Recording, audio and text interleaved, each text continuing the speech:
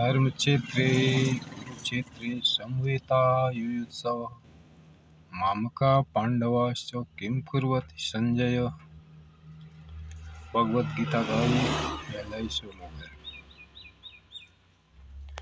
तो जो धृतराष्ट्र है, सही माने में जो धृतराष्ट्र कहा गया है, उसको अज्ञान रूपी जो मन है वही धृतराष्ट्र है। तो वो क्योंकि जन्मांध है, जन्म से ही अंधा है अज्ञान रूपी मन, इसलिए दृष्टि यानी देखने के लिए संजय के सहारे की जरूरत पड़ रही है। तो संयम रूपी संजय के माध्यम से वो देखता है। तो संजय से वो कह रहा है संयम के द्वारा, किं कुर्वति संजय, यानी धर्म क्षेत्र और कुरुक्षेत्र ये दोनों एक ही जगह जहाँ पर हैं, ऐसा दो युद्ध स्थल है। तो ऐसे युद्ध स्थल में जो मेरे और पांडु के पुत्र हैं, ये दोनों क्या कर रहे हैं, ये पूछ रहा है। ज्ञान रूपी मन को धृतराष्ट्र कहा गया है और संयम रूपी संजय के माध्यम से दृष्टि आ रही है। तो पांडव कहा गया है यहाँ की, यानी जो पांच पांडव हैं, तो वो कौन है? युधिष्ठिर, धर्म रूपी युधिष्ठिर, भीम है भाव रूपी भीम, और अर्जुन कहा गया अनुराग को, अनुराग रूपी अर्जुन। इसी तरह से जो है नियम रूपी नकुल है, सत्संग रूपी सहदेव। तो ऐसा युद्ध स्थल, अब ये बात अंदर की है, तो ऐसा युद्ध स्थल कहाँ है? जो सत्संग ही जहाँ अध्यात्म चर्चा हो, वही ऐसा युद्ध स्थल है। क्योंकि ये सब वहाँ मौजूद है।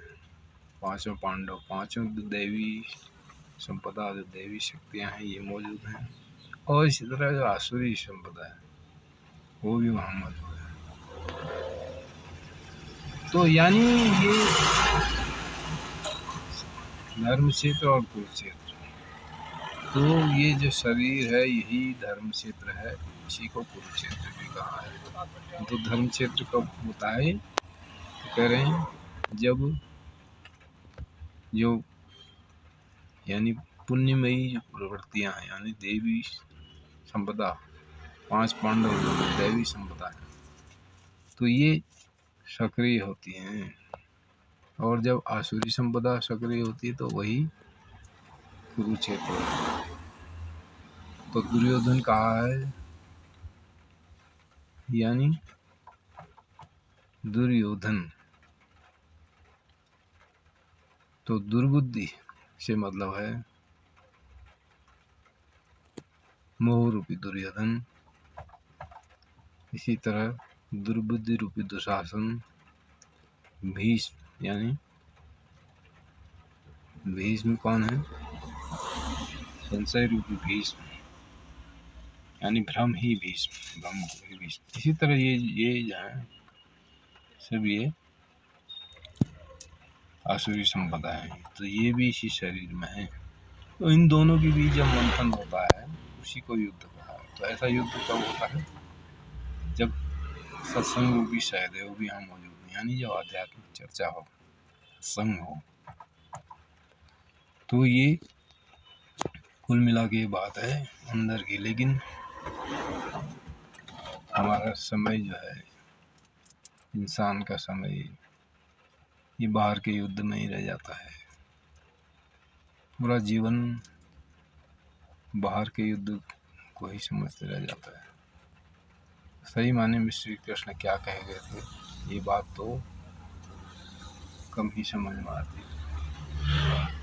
वैसे भी आप देख लो, दोनों सेनाएं आमने सामने, इसके बाद तो युद्ध हुआ ही नहीं। ज्ञान की